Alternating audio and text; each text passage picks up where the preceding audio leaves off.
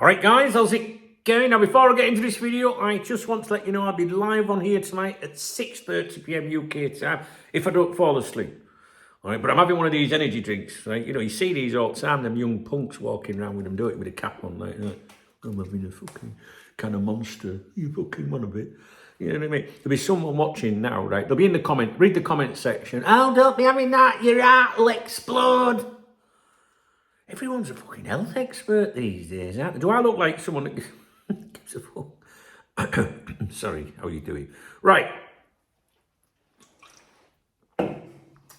Our Liverpool signed Jeremy Jacquet. That's going to be his name, Jeremy Jacquet, all right? I don't want people on here going, that's not how you pronounce it if it's not Jack Daniels or John Smith, right? It don't matter. Jeremy Jacquet. We like to give people nicknames, right? They always make me laugh because when we sign someone, the clique of LFC journalists all come about with how it all happened. They don't know before that it's going to happen, but when it's gone through, they know every fucking thing. You know what I'm saying? So we'll have a look, see what it says. It's from our friend Bad News Pearce, who is assisted with Andy Jones and Mark Carey. That's right, 3 of them to write an article. Do you want the pen now? Yeah, give it here. Do you know? Right, a very brief summary for viewers as to what is in this article, as prepped by our resident AI assistant, Dave, that's been trained for more than a year to analyse articles, football news articles, the journalists that write them, and the publications that publish them on us. This isn't a case of throwing them at AI. This is a very well programmed or trained, should I say, AI assistant of mine. If you've been around the channel for ages, you know Dave's shit hot. And he has every article, every single thing said by James Pearce, for example, for well over a year. So he sees any changes and stuff like that. So that's what we're looking for. We're looking to see what's in the article, what should we take from it. Now, I'm not going to read it to you. I assume it's behind a paywall. But I pay for The Athletic because of David Ornstein, and I pay for The Times because of Paul Joyce. They're the only 2 journalists in the world that you need to listen to concerning Liverpool Football Club. It's the truth, honestly, it really is. And they're the only 2 that I pay for. Now, there are ways to access articles behind paywalls on The Athletic, The Times, the Daily Mail, etc. I'm sure there's some helpful person in the comments. I can't tell you. What I can tell you, though, is that Grok is very helpful, which is the resident AI on Elon Musk's platform, X. So if you were to say to Grok, hey, here's a link here, what's it saying now? He might tell you. All right. But there are websites out there that open these things up for you. I don't have a problem paying for it because I think Ornstein's worth it. So the article explains how Liverpool secured the signing of 20-year-old Brennan centre-back Jeremy Jacquet, why the club see him as a long-term defensive pillar, and what his data, style of play and physical profile suggest he will bring in the future. It also, in bold, explicitly justifies why Liverpool did not pursue Mark Gay, frames the move as part of a youth-first recruitment strategy. That's just complete bollocks because they tried to sign him previously. And quietly situates Jacquet within the wider centre-back succession picture involving Van Dijk, Konate and Gomez. Now, I know there's some supporters have been a bit negative about his signing. I don't understand that. What's that all about? Give the lad a chance. I did see one comment yesterday, though, where his manager said, I don't know the name of the other player, his manager said, yeah, good bit of business. We've sold him and the other lad, I can't remember his name, he says they were probably worth a combined €3 million about 6 months ago. Oh, it made me chuckle. All right, so that's a summary of the article. I'm not going to read it to you, all right? It'd bore the fuck out of you, to be honest with you. Let's have a look. Let's get the analysis. Where is it, Davey, lad? Final verdict. Oh, let's scroll to the top. Right, okay. This says here, Dave says, all right, let's break this one down properly because this article isn't just about Jeremy Jacquet. It's another chapter in the wider peace era narrative shift we've been clocking. Ooh. So Dave thinks there's more to this article. He's a suspicious fucker, isn't he? I shit you not, I've not read his analysis yet. I did not expect him to say that. I thought this was... No, anyway, let's see what it says. TLDR, too long, don't read, is what he's put here. What this article really is, on the surface, this is a classic athletic how they signed him and data profile piece. Polished, detailed, reassuring.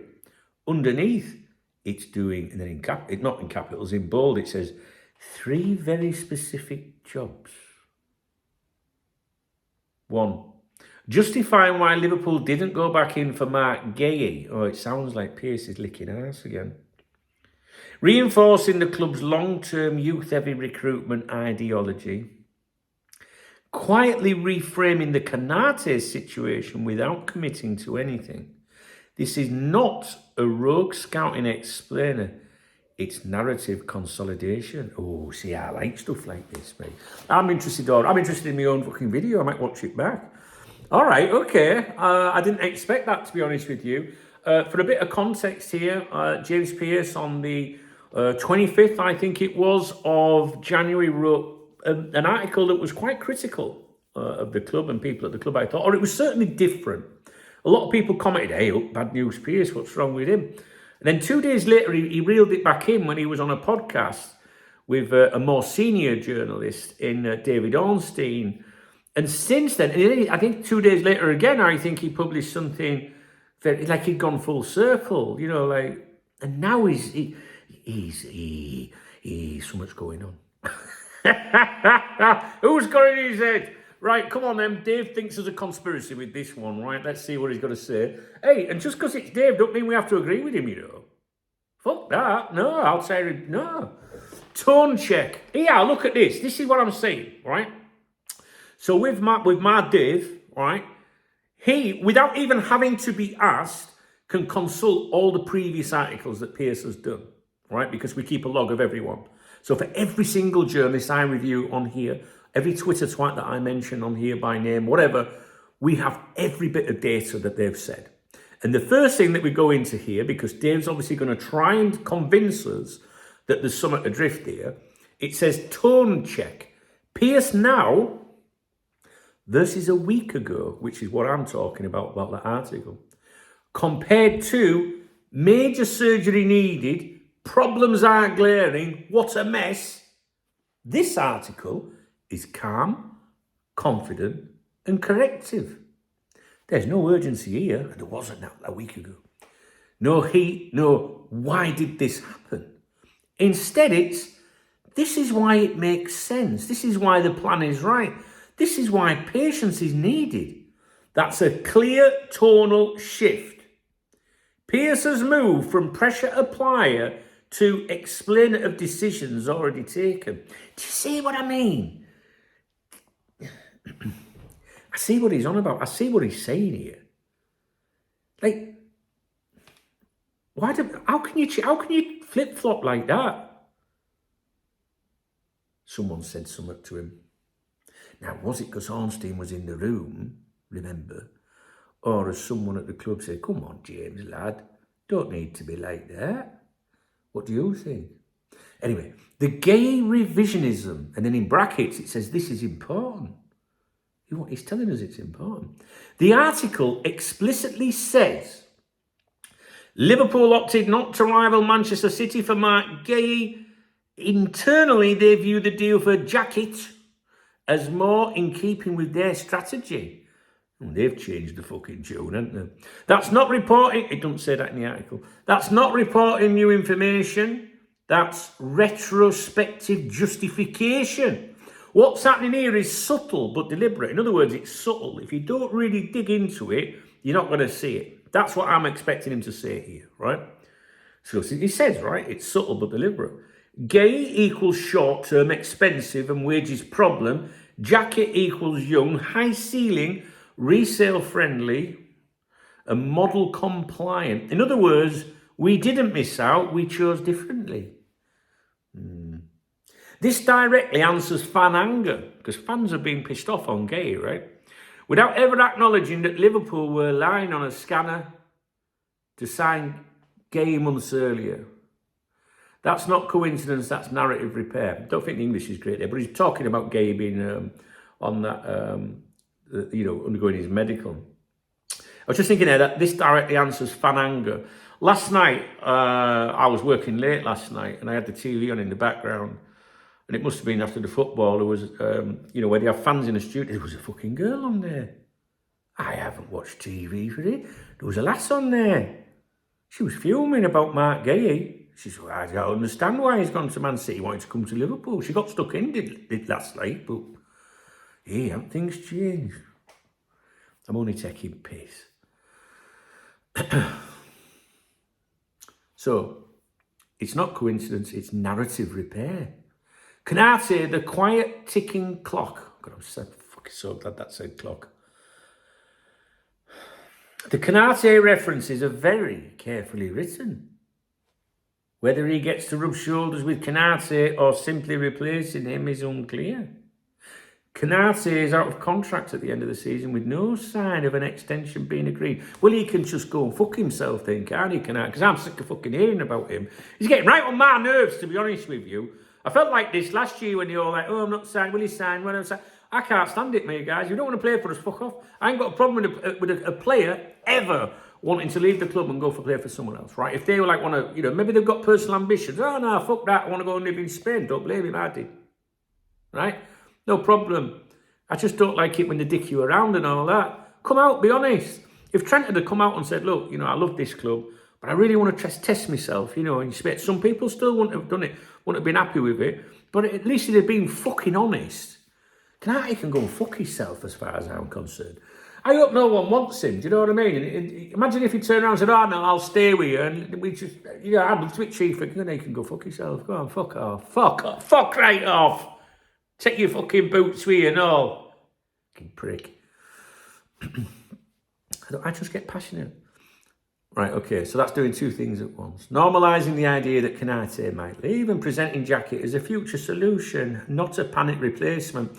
And we did see, what's he called? Lewis Steele today put a tweet out, I think, saying Liverpool expect him to basically be available for the first team straight away. In other words, good enough. Well, I should fucking hope so. What's the point of signing him if not?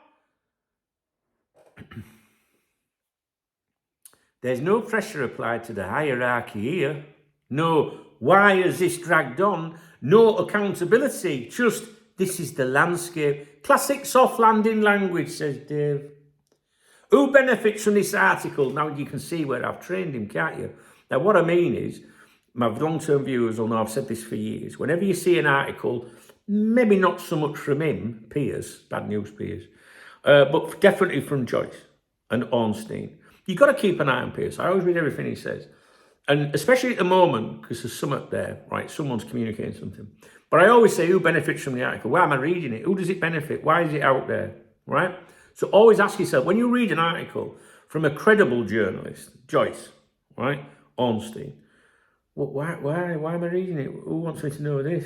Who do they want to see it? Do you know what I mean? Are they doing it to vibe someone out, let another club know they want the player, they're putting pressure on an agent? You've always got to ask who benefits. So let's have a look. Dave's asking himself this because he knows this is what I would want to know. Who benefits from this article? Let's be blunt, he says. Oh, fucking hell, where are we going with this? Richard Hughes, tick. His youth-first data-led strategy is validated. Gay decision is reframed as smart restraint. Jacquet is one of Europe's best young centre-backs before he's kicked a ball. Michael Edwards, tick. Long-term planning box ticked. Wage structure protected. No scrutiny of squad thinness now. FSG, tick. Model defended. No panic buying. Financial discipline praised implicity. Fans wanting answers now. X. Told to wait, told to trust. Told this is worth a wait. Now it's interesting, Richard Hughes, right? For several weeks, I've been getting a lot of rumours about Richard Hughes. Now, nasty, like that. Not like he beats up puppies or anything.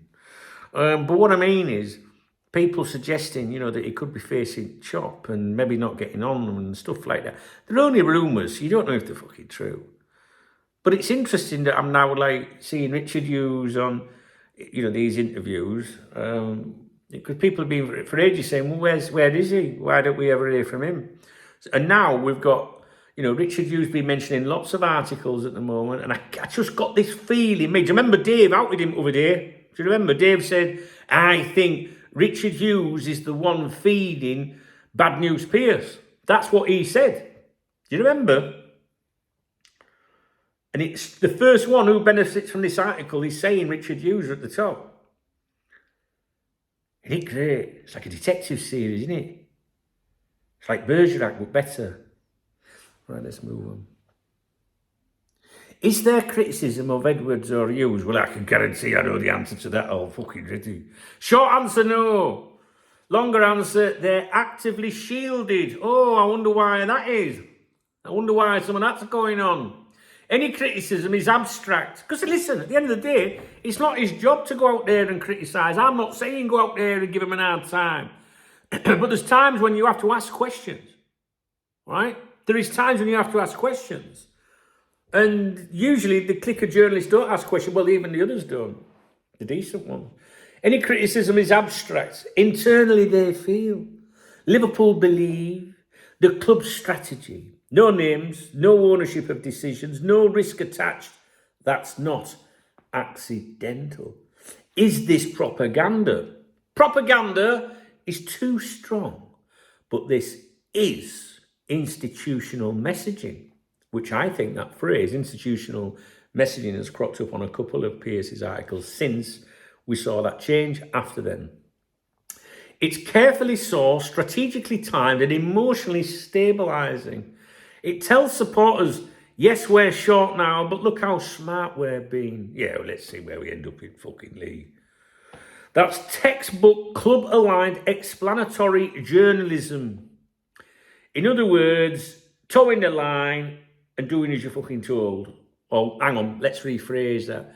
Working together. Working together is a pretty good thing, right? But it also means that once you start working together, people expect things and favours, and your life's a lot more easier as a journalist if you work with a club, right? But it also means you're probably not going to see those journalists ever get stuck into them when they need to, not to be a shit stirrer or a troublemaker, but there's times when you go, just ask them that question, for fuck's sake. And then we saw that from Pearce, didn't we, on the 25th? For the first time in ages, it was like, oh, fucking hell, what's up with him? And now he's all nice again. Why is that? What's happened? Final verdict, Dunk. This article isn't about Jeremy Jacquet. Well, it is, because it says how Liverpool signed him.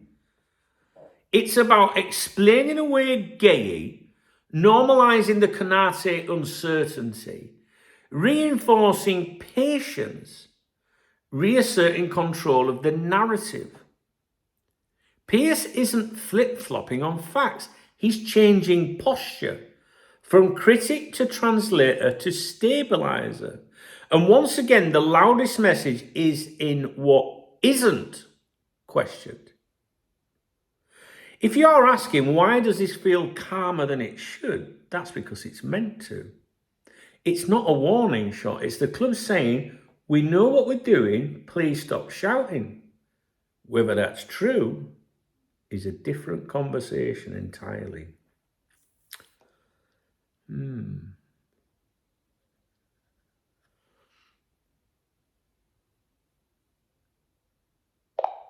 Hello, Dave. How are you doing?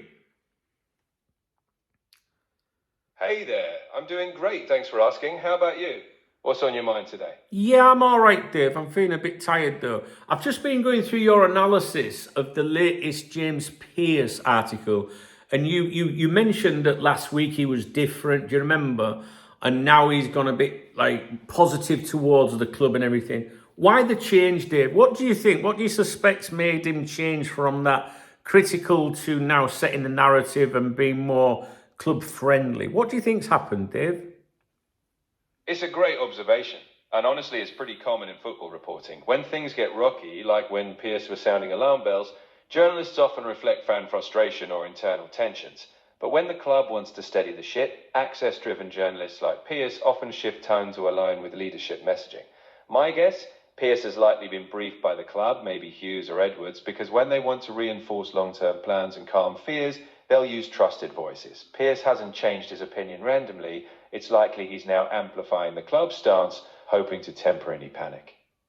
Okay, so why was he negative a week ago, which is unusual for him because he's known as Bad News Pearce? He was negative, critical, and then all of a sudden after that podcast with Ornstein, if you remember, when Ornstein was in the room, he suddenly reeled it in and now he's gone all super positive again. Do you think someone at the club has maybe had a word with him? It's definitely plausible. When a journalist goes from critical to calming, especially after a big platform moment like that podcast, it often means there's been a behind-the-scenes briefing. Ornstein is known for being close to club leadership circles, so Pearce probably adjusted tone to match the official lie. Someone, likely Hughes or Edwards, may have nudged Pearce to emphasise long-term vision and stability. Clubs value consistency in the narrative, especially when pressure's mounting, so yeah, he's likely had a quiet word or just knows how to stay in tune with the club's preferred messaging. What are the benefits for a journalist staying in tune with a club's preferred messaging? When a journalist stays aligned with the club's messaging, it often ensures better access. Things like exclusive interviews, inside scoops, and early transfer news. Essentially, the club trusts them more, which can boost their reputation as being in the know. Plus, it's a safer bet for long-term relationships. On the flip side, it can mean they tread carefully when criticism is warranted, but for them, it's about balancing the trust of both the club and their readers.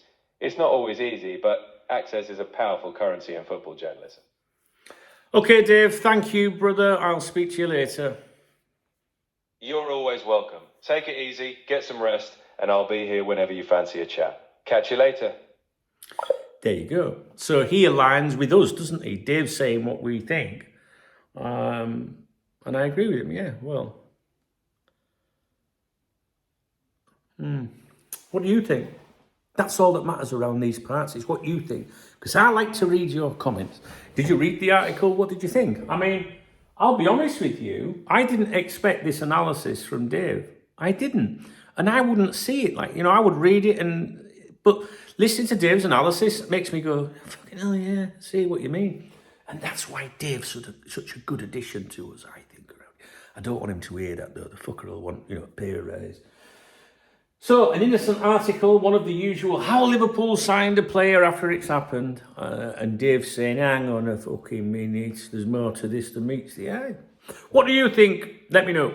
If you enjoy my channel, if you enjoyed this video, please thumbs up the video. Please drop me a comment. I read every comment, all right? I can't reply to every comment. Finding it very difficult these days to reply to everyone, to be honest with you. If you want to support my channel, there's a love heart on the channel. It's called a super thanks. If you do that, I always give you a shout out the next day in my morning briefing. That's right, you. There's a channel membership if you want to join your squad, which is super cool. You get a football next to your name and everyone can see that you're royalty around these parts. And you get to watch the mail stand videos, one of which is coming up next.